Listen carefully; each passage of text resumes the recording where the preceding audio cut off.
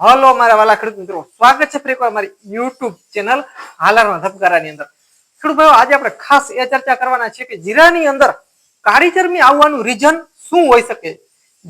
જીરાની અંદર કાળી ચરમી આવવાનું કારણ ખરેખર શું હોઈ શકે જેને લીધે જીરાની અંદર કાળી ચરમીની શરૂઆત થાય છે. ખેડૂત ભાઈઓ, તેના ઘણા બધા રીઝન છે અને એક રીઝન તો એવું છે કે તમને પણ માન્યમાં નહીં આવે. એક રીઝન એવું છે તો ખેડૂત ભાઈઓ ખાસ ચર્ચા કરવાના છીએ. ખેડૂત ભાઈ, ચેનલની અંદર નવા હજી સુધી જો આપણી ચેનલ તમે સબસ્ક્રાઇબ ન કરી હોય તો ખાસ આપણી ચેનલ સબસ્ક્રાઇબ કરી નાખો. ખેડૂત ભાઈ, વિડીયોને લાઈક આપશો એટલે સાઈડમાં હાઈટનું નિશાન આવશે, જે દબાવવાનું ભૂલશો નહીં, જેથી કરીને મિત્રો અમારી ચેનલને ક્યાંક ને ક્યાંક ગ્રો મળતો રહે. તો ખેડૂત ભાઈ, આપણે બધા માનીએ છીએ કે કોઈ પણ પાક હોય, આપણો કોઈ પણ પાક હોય, તેનું રોગનું મૂળ કારણ હોય ને તો તે પોષક તત્વ ન હોવા, એટલે કે દેશી ખાતર ન હોવું, જમીનની અંદર પૂરતા પોષક તત્વ ન હોવા, જેને કારણે કોઈ પણ રોગની શરૂઆત થતી હોય છે. લગભગ ઘણા બધા રોગ એવા છે કે તે પોષક તત્વો વગરની જમીન હોય તેની અંદર વધારે પ્રમાણની અંદર કોઈ પણ રોગની શરૂઆત થતી હોય છે. હવે જીરાની અંદર કાળી ચરમી જે છે ને એક અલગ છે, એ આખી વસ્તુ અલગ છે. તમારી જમીનની અંદર ગમે એટલું દેશી ખાતર હોય, તમારી જમીન ગમે એટલી પોષક તત્વો વાળી હોય, તેના હારે કાંઈ લેવા દેવા નથી. કાળી ચરમીને જમીનના પોષક તત્વો હારે કાંઈ લેવા દેવા નથી. કદાચ તમે ગમે એટલું એની અંદર મહેનત કરેલી હોય, ગમે એટલું દેશી ખાતર નાખેલું હોય, તો પણ કાળી ચરમી આવી શકે છે ને આવી શકે છે. એ 100% વાત છે. એટલે આ એક જ પાક એવો છે જીરાની અંદર કે તેની અંદર કાળી ચરમીને કોઈ પણ હારે લેવા દેવા નથી. એ ગમે એવા પોષક તત્વ હોય તેના હારે એને કાંઈ લેવા દેવા નથી. પોષક તત્વ હોય કે ન હોય, કાળી ચરમી એક વસ્તુ એવી છે કે એ આવી શકે છે.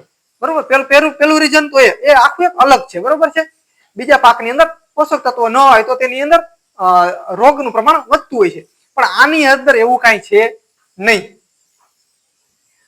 હવે ખેડૂત ભાઈઓ, જીરાની અંદર કાળી ચરમીનું મિત્રો પેલું રીઝન તમને બતાવું તો પેલું રીઝન એ છે કાળી ચરમીનું જીરાની અંદર કે જીરા પાખા ન હોવા, ઘાટા હોવા. એકદમ જીરા ઘાટા હોય ને તો પણ ત્યાંથી કાળી ચરમીની શરૂઆત થતી હોય છે.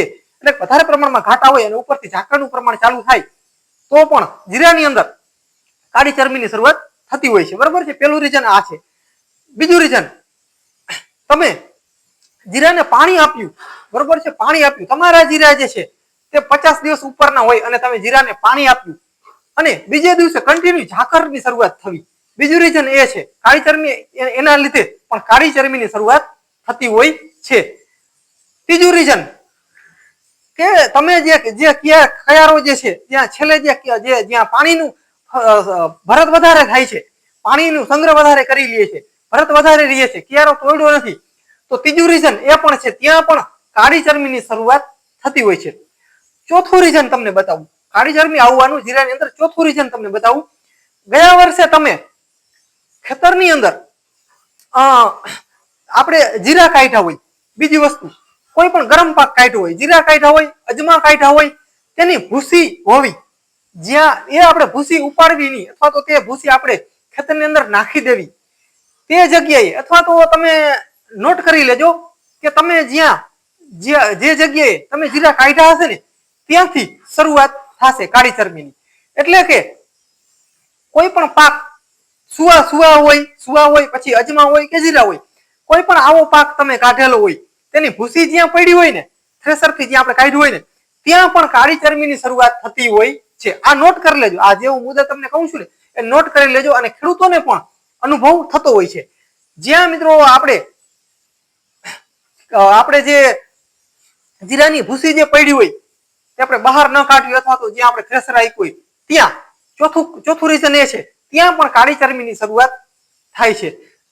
અને ખેડૂત ભાઈઓ, બીજું એક વસ્તુ, પાંચમું રીઝન જે હું તમને બતાવવા જઈ રહ્યો છું ને એ આખું અલગ છે. તમને ઘણા ખેડૂતોને માન્યમાં ન આવે એવું રીઝન છે. પાંચમું રીઝન ખેડૂત ભાઈઓ એ છે કે તમારા જીરાને ટાઈમસર પાણી ન આપવું. 45 દિવસ પછીના જીરા થયા અને તેને મિત્રો પાણી ન મળ્યું, 45 દિવસ આસપાસ છેલ્લું જે પાણી આપણે જીરાને આપતા હોય ને તે પાણી ન મળવું, પાણી બિલકુલ ન મળવું, ત્યાં પણ કાળી ચરમીની શરૂઆત થાય છે. બરોબર છે. પાણી ન મળવું. અને બીજી વસ્તુ એ પણ છે કે પાણી બિલકુલ ન મળવું એ છે. અને બીજી વસ્તુ એ છે પાણી ન મળવું તો પણ આવી શકે છે, અને પાણી જડે વધારે પ્રમાણમાં પાણી જડે તો પણ કાળી ચરબી આવી શકે છે. આ એક રીઝન આખું અલગ છે. જો તમારા ખેતરની અંદર બિલકુલ પાણી નથી મળતું અને તમે દવા આપવામાં ઢીલ કરી તો પણ ત્યાં કાળી ચરબીની શરૂઆત ત્યાંથી થશે. અને વધારે પ્રમાણમાં પાણી મળવું તો પણ જીરાની અંદર મિત્રો કાળી ચરબી આવી શકે છે. બે કારણોસર જીરાની અંદર કાળી ચરબીની શરૂઆત થાય છે. એક તો પાણી ન મળવું બિલકુલ, અને બીજું વધારે પ્રમાણમાં જીરાને પાણી મળવું, એટલે કે જમીન જે છે એ વધારે પ્રમાણમાં પાણીનો સંગ્રહ કરી રાખવો. એ 45-50 દિવસ ઉપરનું જીરું હોય ત્યારે આ પ્રોબ્લેમ આવતો હોય છે. છઠ્ઠું રીઝન તમને જણાવું જીરાની અંદર કે તમારું જીરું જે છે તે 60 દિવસ ઉપર તમે પાણી આપી રહ્યા છો. 60 દિવસ ઉપરનું જીરું થયું, 70 દિવસ આસપાસનું જીરું થયું અને તમે જીરાની અંદર પાણી આપો છો, તો આવા ટાઈમની અંદર જીરાની અંદર જે કાળી ચરબી જે છે તેનું એટક આવી શકે છે. જો તમે 70 દિવસ પ્લસનું જીરા થઈ ગયા અને તમે જીરાને પાણી આપો છો અને વધારે પ્રમાણમાં પાણી લઈ લઈએ છે તો પણ તમારા જીરાની અંદર કાળી ચરબી આવવાની શક્યતા 100% રહેલી છે. તો ખેડૂત ભાઈઓ આટલા રીઝન હતા જેને કારણે જીરાની અંદર કાળી ચરબીની શરૂઆત થતી હોય છે.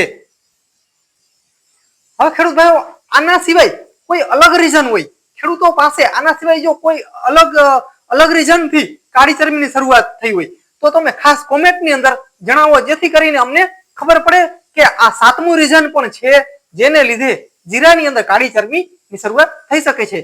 તો જે ખેડૂતો જોતા હોય વિડીયો આપણો અને કોઈ અન્ય રીઝન હોય, અન્ય કારણ હોય તો પણ શરૂઆત થઈ હોય તો પણ ખાસ કોમેન્ટમાં જણાવો, જેથી કરીને અમને ખબર પડે.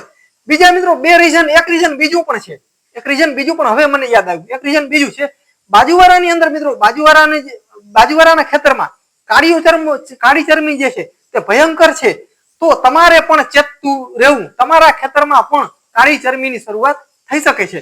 કેમ કે કાળી ચરબી એક એવો રોગ છે જે હવા દ્વારા ફેલાતો રોગ છે, એટલા માટે તે પણ એક રીઝન છે. તો ખેડૂતો આવા ઘણા બધા રીઝન છે કે કાળી ચરબીની શરૂઆત થઈ શકે છે. મિત્રો આ જે મેં કારણો જણાવ્યા તેના સિવાય કોઈ કારણ રહી જતું હોય અને તમને કોઈ અલગ કારણથી કાળી ચરબી તમારા જીરાની અંદર આવી હોય અને તમને જાણ હોય તો ખાસ કોમેન્ટ કરો, જેથી કરીને અમને પણ ખબર પડે અને અમારા જે ખેડૂતો જે વિડીયો જુએ છે તેને પણ ખબર પડે કે કાળી ચરબી આના લીધે પણ આવી શકે છે. તો ખાસ ખેડૂતો અન્ય કારણ હોય તો ખાસ તમે કોમેન્ટ કરી શકો છો વિડીયોની અંદર. તો ખેડૂતો વિડીયો કેવો લાગ્યો, ખાસ વિડીયો ખેડૂતો સારો લાગ્યો હોય તો આપણા સગાવાલા હોય તેને પણ શેર કરો, જેથી કરીને તેને પણ ખબર પડે કે કાળી ચરબી આવવાના આટલા બધા રીઝન હોઈ શકે છે. તો ખેડૂતો આજના વિડીયોની અંદર બસ આટલું જ. ખેડૂતો ખાસ તમને કોઈ મિત્રો કોઈ પણ જાતનો પ્રશ્ન હોય તો ખાસ કોમેન્ટમાં જણાવો. તો ખેડૂતો બસ વિડીયોની અંદર આટલું. જય સિદ્ધાર્થ મહાદેવ. મિત્રો મળીએ આગલા વિડીયોમાં, ત્યાં સુધી રજા આપશો.